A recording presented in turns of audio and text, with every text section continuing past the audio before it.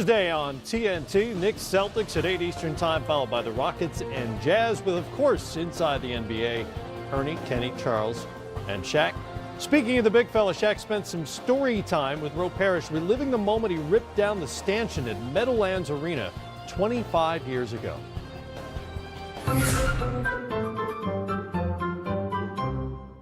Another spectacular moment in your career also took place in New Jersey when you tore down the entire basket. Stanchion, backboard, all that got torn down.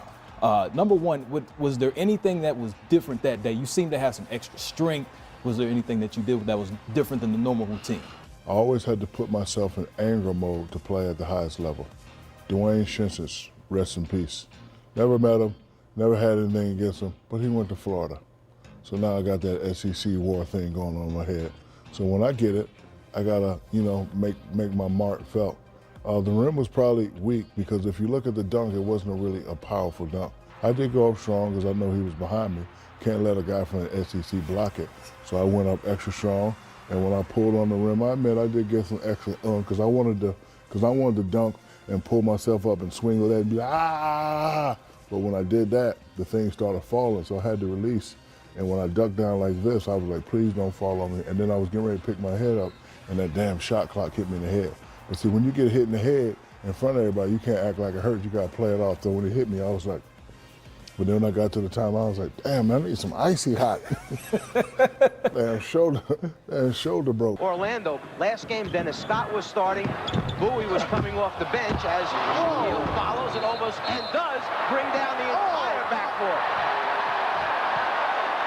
That's one we haven't seen.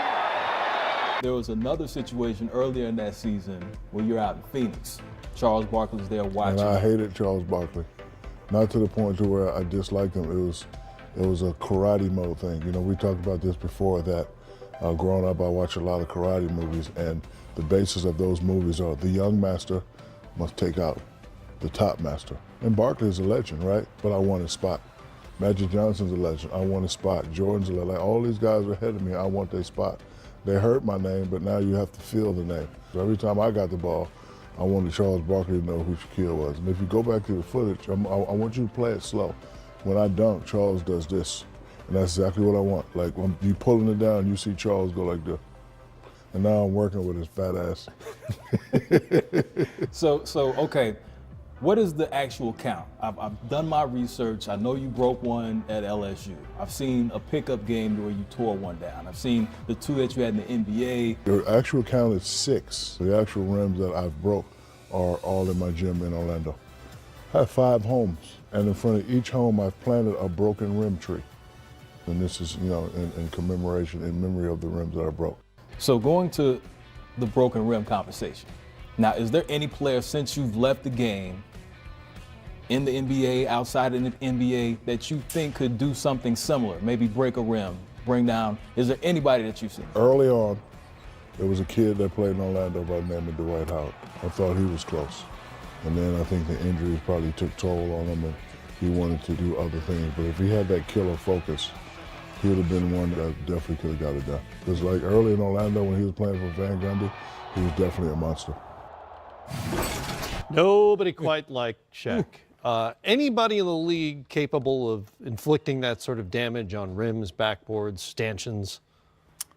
Matt, we were talking about earlier, just really think about it, is nobody, I think of Steven Adams being strong enough, because we know how strong he is, Sekou setting the screens, and we know all the guys talk about it. Yeah. But Shaq has had a different level of explosiveness on top of being big. Right. And versus young Shaq in Orlando and versus the Shaq that got to LA where he really got bigger and stronger. It was just a different God-given strength, Sekou. Yeah, I mean, if the technology wasn't so great now, I mean, I'm pretty sure Shaq engineered a complete change in the basket-making business. Mm-hmm. I always felt like with his size and power, Joel Embiid, if he'd have been playing back then, might have been a candidate to yank a rim down. I don't know if you could do it now, and Embiid is such a graceful big guy. You don't necessarily see him as that kind of power dunker, but man, he's one of those guys, when you walk in the room and see how massive he is, He's, what is he, 24? I mean, he's got a Is he chance 20 to, is he finally 24? yeah, I mean, he's got a chance to get bigger and stronger in the next few years. I'd be interested to see if he made it a point to try and yank one down, could he do it?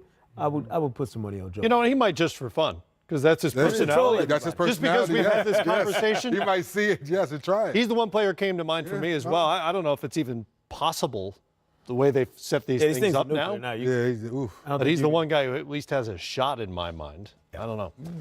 Doesn't come about